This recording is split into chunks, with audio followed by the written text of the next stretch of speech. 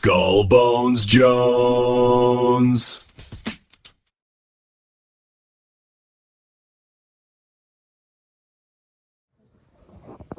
Horror then and now is usually the hero wins, right? And that seems to be a big theme. Why did you choose to end on such a sour note?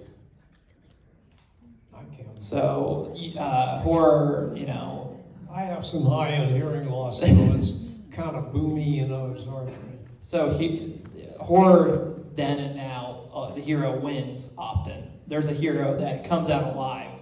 In Night of the Living Dead, there wasn't. So what kind of was the whole catalyst for that? It's nobody getting out alive. Why isn't there like a standard hero? Exactly. Well, in any good piece of writing or art, fiction, whatever, once you establish the character of the people, then you can't blow it. They have to behave in character, They have to be true to themselves. If a character is going to make a drastic change in his attitudes or his beliefs or his behavior, then there has to be some cathartic episode that changes that character, causes him to see things in a new light. In Night of the Living Dead, the story takes place in about 18 hours, and there's not really much room for people to have this kind of catharsis. They're going to behave true to themselves. Ben, true enough, is a hero in most ways of looking at it, but he is so confident in himself and his ability to manage the situation that he's kind of rigid too, And as far as Carl Hardman, the Harry Cooper character in the basement, he's bent on one thing. A lot of people say, well, he was right in the end.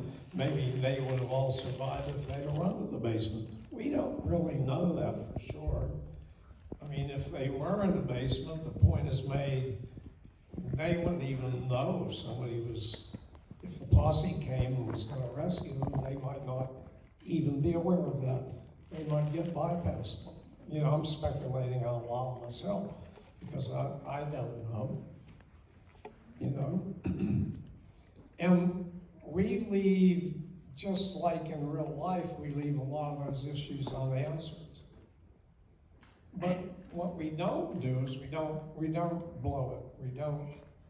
We were very conscious about making everything believable and enabling people to suspend disbelief and believe in our story without saying, well, that's stupid, why would they do that, Like the commercials that are on television right now where, Geico, if you're in a horror movie, you make bad choices, that's just what you do.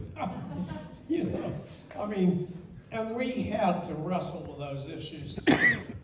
Would people believe that some of the people in this house would want to stay in the basement? Would people believe that some of them would want to defend the upstairs and have a better view of what was going on around them? And furthermore, you can even think, well, if Ben could fight his way back to the house after the pumps explode, then why the hell couldn't they all fight their way out of there?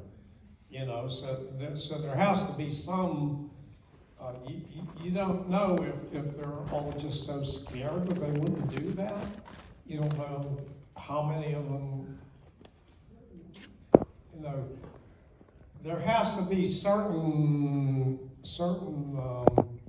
liberties taken with the idea, or else you just don't have a movie and it just all collapses. But I think the longevity of this movie and the fact that it'll probably go on forever is testimony to the fact that we probably made most of the right choices.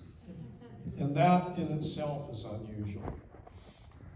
Most projects, there's a lot of backstabbing, there's a lot of quibbling, and most of the projects I've been involved with or ever heard of, there there's always some dissension among the cast, the crew, the director, and so on.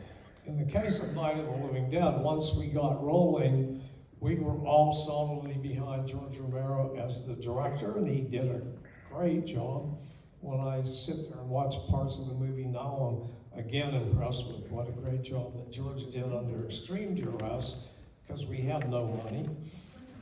And, you know, I mean, there was extreme duress, but George, and then the editing job that George did, and the choice, you know, we desperately wanted original music, and we couldn't afford it. And then Carl Hardman had this Capitol Haiku library that they were agents for, and we didn't want to use canned music, but there it was. And George was excellent in choosing the right pieces of music and making them work. Yeah, I think the music really stands the test of time in a lot of ways. And I think it's a good, you know, moment to give, you know, rest in peace, George A. Romero, who you know, we lost in 2017. So very much a legend of a filmmaker. George was, I sometimes say he was a genius with the camera. It was almost like the camera was part of it, you know. And I learned a lot from George. I became a very good cameraman and editor and so on, if I say so myself, but I learned from George. But then again, the group of us, we had an amazingly talented group of people, and everybody gave their all. And by the time we made Night of the Living Dead, we had walls covered with awards for our commercial work, and we had done experimental films and all kinds of things that people liked. And so we, you know, every movie from the lowest TV spot on up has to be cast, costume, propped, locations have to be filmed.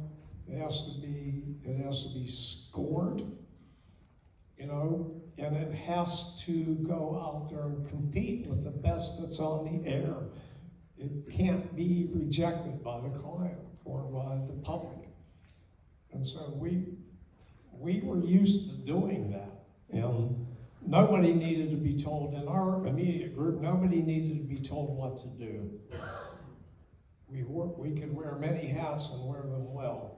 And we could depend on each other that nobody was going to drop the ball, and it was going to get done. So, you know, you're talking about what turned out to be a major motion picture, and it was made basically. There were only 5 of us that were the real filmmakers. Hardman and Eastman weren't filmmakers at that point, but they were good actors and they were good production people, and they contributed enormously to the success of that movie.